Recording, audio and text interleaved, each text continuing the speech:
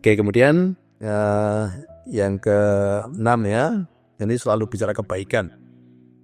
Semesta selalu bicara tentang kebaikan, memberikan yang terbaik, berpikir yang baik. Ya, Tapi baik itu kan subjektif, Pak. ya. Jadi kebaikan itu gini.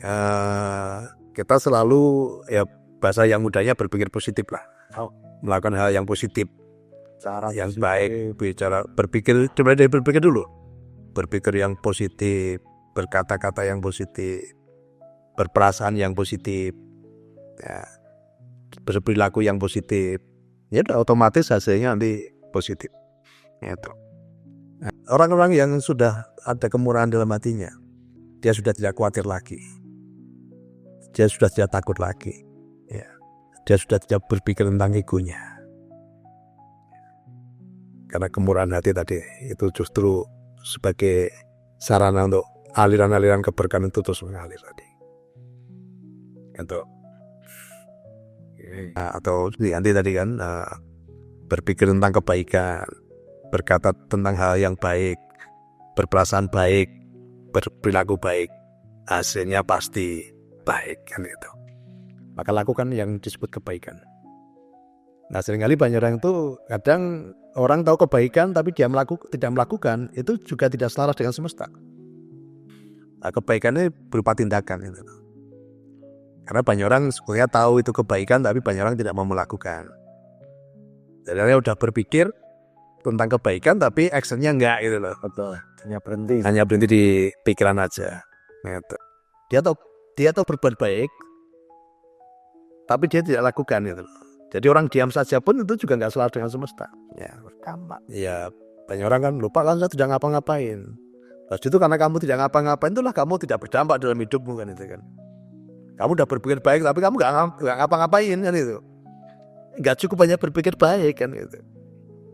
Ya, kebaikan itu harus bisa dirasakan oleh orang lain kan itu. Nah, semesta dibutuhkan tadi orang-orang yang baik, ya, baik dalam pemikiran, baik dalam perkataan, baik dalam perasaan, dan baik dalam perbuatan. Perbuatan-perbuatan baiknya itu dirasakan oleh orang lain itu loh. Kebaikan tidak hanya sebatas di kata-kata gitu kan. Kalau berkata-kata baik banyak orang jago lah. Oh, pintar, Pak. Ya, pintar kan, bisa merangkai kata-kata baik. Tapi sampai ke tindak action ini yang kita masih butuh belajar. Ya,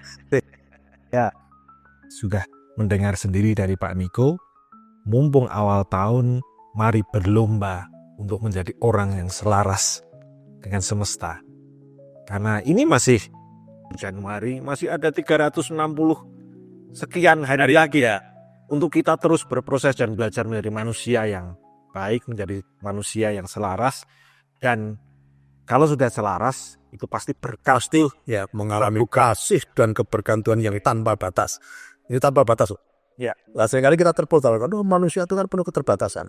Oke. Tapi hari ini saya kasih kabar baiknya. Ya, batasannya belum pernah ditemukan. Ya. Berarti artinya apa? Ya kita ini tidak terbatas. Gitu loh. Karena sampai sekarang nggak pernah ditemukan batasnya sampai mana. Tuh. Ya. Oke, kemudian yang setelah melakukan kebaikan, ini bicara kesetiaan. Ya, setia melakukan hal yang kecil. Setia melakukan kebaikan-kebaikan kecil tadi tanpa butuh penilaian. Oh, tanpa butuh dipuji. Ya, tanpa butuh dipuji, tanpa butuh validasi, tanpa butuh verifikasi tadi kan. Nah, ketika kamu melakukan kebaikanmu di tempat yang tersembunyi, maka Tuhanmu yang di atas sana, atau Tuhan semesta alam ya, atau Tuhan yang ada dalam dirimu akan melakukan atau akan menambahkan yang lebih dahsyat lagi kan. Dan justru maka ada satu firman yang mengatakan ketika kamu melakukan kebaikan di tangan kananmu, tangan kirimu jangan sampai tahu kan itu. Jadi kebaikan yang kita lakukan secara diam-diam itu jauh lebih powerful. Tapi bukan karena ya Pak, wah nanti saya membantu dapat sekian. Ya, itu tadi kan, itu melakukan hal yang baik di tempat yang tersembunyi.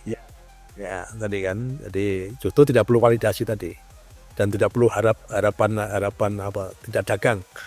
Gitu. Karena itu udah automatically. Ketika kamu melakukan kebaikan tanpa butuh validasi tadi, artinya kamu udah tulus di situ.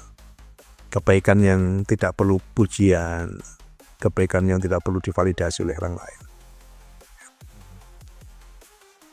Oke, cuma bagaimana konteksnya ketika itu kita melakukan kebaikan untuk harus mempertanggungjawabkan, Pak. Misalnya kalau ya lembaga, Yayasan itu. Oke.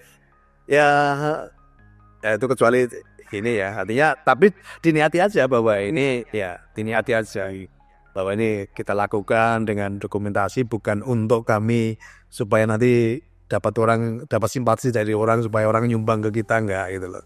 energinya tidak baik. Ya, energinya otomatis itu energi yang sangat buruk, energi kemiskinan di situ. Ya lakukan ini sebagai apa? Yang penting niat tadi. Ya tulus bisa melakukan tadi kebaikan tadi. Bukan untuk dipublish dan nanti supaya orang iba dengan kita. Apalagi kita menjanjikan pahala macam-macam ketika nyumbang lewat kita kan itu kan. Asalnya kan banyak orang tadi kan melakukan kebaikan kemudian supaya menarik simpati, supaya orang nyumbang lewat kita juga. Apalagi kita kasih harapan-harapan tadi kan itu kan. Nah, kalau kamu nyumbang nanti pahalamu kayak mengalir terus berlipat-lipat kan itu kan enggak gitu. Jadi lakukan yang terbaik dalam setiap hidupmu. Kalau kamu udah setia melakukan kebaikan-kebaikan dalam hal kecil, nanti hal yang besar pun akan dipercayakan. Ya. Jadi setelah tadi ya melakukan kebaikan-kebaikan, setia melakukan kebaikan-kebaikan kecil tadi, otomatis nanti akan semakin dipercaya untuk melakukan hal yang besar. Ini bicara kesetiaan. Ya. Itu Pak, 9 itu. Ya, ada lagi ya, tadi kan baru 7 ya. Jadi kemudian yang ke-8 adalah kelemah lembutan. Nah, ini kelemah lembutan itu penting sekali. Nah, banyak orang itu tidak punya sifat seperti ini. Ketika ditegur merasa itu penghakiman atau merasa itu justru membela diri. Gitu loh. Ya, Terimalah. ya terima gitu kan. Padahal orang yang menegur itu orang yang mengasihi. Berarti orang itu punya perhatian itu loh. Karena kalau tidak punya perhatian nggak mungkin dia akan negur karmu lah kan itu kan. Nah justru kita harus belajar kelemah lembutan tadi. Kelemah lembutan itu contohnya gini Mas Beto ya. Ketika kamu melakukan kesalahan, kemudian ada yang memperingatkan, nah, kamu dengan senang hati ya. Legowo dan lenggono ya. Legowo itu ya ketika ditegur, oh ya, sorry Pak, aku salah. Dan dengan senang hati aku akan memperbaiki kesalahan. Nah, sekarang kalau mereka sibuk mengkritik ya kita sibuk berkarya, sibuk membenahi diri kita, itu aja. Nah, itulah bicara kelemah lembutan. Tidak ada kemarahan ketika orang mau ngomong apa. Ya, menerima teguran, bahkan kritikan, bahkan mungkin juga ada fitnah di situ pun ya kita tenang aja. Ya, itulah hati yang lemah lembut tadi. Ketika ada yang menegur, mengkritik, maka saya ini kan orang yang tidak anti kritik. Orang boleh kritik, kami boleh. Nah, jadi dengan kritikan itu kami akan berbenah diri dengan kritikan itu. Nah, urusan kritik biar urusan mereka. Biar mereka sibuk mengkritik, kita sibuk membenahi diri kan itu. Berkarya. Iya kan itu kan. Jadi kan ya udah kritikan sebagai masukan kita terima dan kita nggak pernah sakit hati dengan itu. Itu. Biar itu urusanmu mau bicara apa, tidak perlu membela diri ya kan, tidak perlu melakukan konfrontasi atau apa kan itu, Konferensi pers. ya konfrontasi pers Untuk klarifikasi. iya itu. Dan hati yang lemah lembut itu akan membawa dampak baik ketika kita ketemu orang, dia akan nyaman dengan orang-orang yang punya kelembutan hati. Dan lawannya kelembutan itu kan keras kepala, keras hati. Orang yang keras hati, keras kepala ini energinya ya enak. Ketemu aja kita membuat rasanya tuh gak enak gitu. Tapi itu kelembutan hati tadi akan berdampak, kadang menjamah orang-orang yang ketemu dengan kita. Baru ketemu aja mereka udah merasakan, oh berbeda. Nah, jadi kelemah lembutan, jadi ini penting sekali. Oh kok nyaman kan. Nah, kelembutan hati membuat tadi sekitarmu, sekelilingmu menjadi nyaman. Dan semesta tadi akan mengalirkan ya kasihnya, keberkahannya yang tanpa batas. Oke, dan yang terakhir ya, ada 9 tadi. Ya. Yang terakhir apa? Penguasaan diri. Ini penting. Ya. Tapi sebenarnya Pak, kalau saya mau tanya ya, Ya. marah sebenarnya boleh kan? Asal tidak dikuasai kemarahan. Marah boleh tapi tidak tadi dikuasai kemarahan, betul. Jadi marah itu sesuatu yang alami, ya itu sifatnya hanya tadi respon yang salah aja sebenarnya. Ya. Bahkan dari situ saya belajar juga saat kita marah ini kita sebenarnya saat itu juga menjadi orang bodoh. Suatu kemarahan itu akan menimbulkan dampak yang lebih parah dari masalah yang sebenarnya gitu loh. Iya. Penguasaan diri. Jadi banyak orang itu mudah emosi. Ya, orang emosi itu orang yang tidak bisa menguasai dirinya. Mudah terpancing. Ya, reaktif. Gitu. Jadi banyak kemarahan tadi, ya, marah yang naik kepada kemarahan tadi itu justru akan menimbulkan masalah yang jauh lebih besar dari masalah yang sebenarnya gitu loh. Banyak kasus kriminal. Ya, itu karena kemarahan tadi. Contoh ya, kelemahan tadi. Contoh ya, kita sering mendengar gara-gara uang kadang 10.000 atau ratusan ribu orang sampai membunuh temannya. Kenapa? Karena kemarahan, dia nggak bisa menguasai diri kan itu kan. Tapi kembali tadi ke belajar ke pengendalian diri tadi. Kalau kita sadar loh, ngapa harus marah? Sebenarnya masalahnya kan kecil tadi. Gara-gara uang yang ratusan ribu atau mungkin puluhan juta atau ratusan juta gitu. Tapi justru karena kemarahan tadi, akhirnya dia kehilangan banyak hal. Akhirnya dia ketika membunuh tadi, kemudian dia mendekam di penjara, ya, penghasilannya hilang, otomatis kenyamanannya hilang, rumah tangganya jadi kacau, syarat, itu loh. Nah ini orang-orang yang tidak bisa mengendalikan diri tadi. Bahwa kemarahan itu justru menjadikan kita bodoh sesaat. Ya, maka yang saya ajarkan apa? Ketika kamu sedang marah, kamu untuk melampiaskan kemarahanmu, kamu berhitung dulu aja 1 sampai 25 kan itu kan. Apa jengkel? Ya, ketika mau marah itu kamu berhitung dulu aja. 1 sampai 25. Ya, cooling down. Nanti kalau masih mau marah lagi, hitung lagi kan ini kan. Nanti lama-lama kan hilang. Udah sesaat tapi dampaknya panjang. Panjang. Ya orang bodoh tuh dapat pajaknya. Maka harus belajar tadi ya, pengendalian diri. Mari kita nikmati tahun yang penuh dengan kelimpahan, tahun yang penuh dengan keberkahan, bahkan tahun yang aura kelimpahannya sangat besar. Ya, mari kita bersama-sama bergandengan tangan, kita selaras dengan semesta, kita isi kehidupan ini, kehidupan yang penuh kasih, ya, damai sejahtera, sukacita, ya, kebaikan-kebaikan, dan pasti Nusantara menjadi jaya, kembali jaya. Ini masuk tahapan awal ya, pintu gerbangnya sudah dibuka.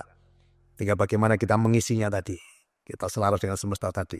Kita rindu Nusantara menjadi kekuatan ekonomi dunia. Karena ini sudah dinubuatkan sebetulnya, ya, dinubuatkan atau disampaikan oleh leluhur kita. Dan itu pasti tergenapi, pasti terjadi. Bagi siapa saja yang ingin hidupnya lebih baik, menjadi berkat buat orang lain dan berkelimpahan, selaraslah dengan semesta. Nah, tahun 2025 kesempatan untuk kita mengalami itu kasih dan kebergantungan yang tanpa batas. Pasti ya Pak. Pasti. Selama kamu sudah selaras dengan semesta tadi. Oke, tahun 2025 dengan 9 poin tadi Pak. Ya. Itu perlu proses, perlu belajar kita untuk mematikan, dalam tanda kutip mematikan diri Pak ya. Ya, jadi Pentingan dan diri. dalam rangka untuk selaras dengan semesta tadi. Karena semesta tadi kasih adanya. Semesta selalu berbicara kedamaian. Semesta ada penguasaan diri. Semesta bicara tentang kebaikan-kebaikan. Kan gitu. Nah, bagi kita semuanya ya, seluruh keluarga besar Dinasti Nusantara Group dan seluruh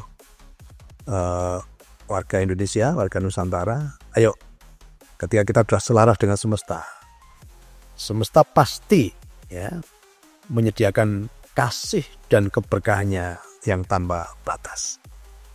Nanti kamu akan mengalami ya kasih dan keberkahan Tuhan yang tanpa batas tadi.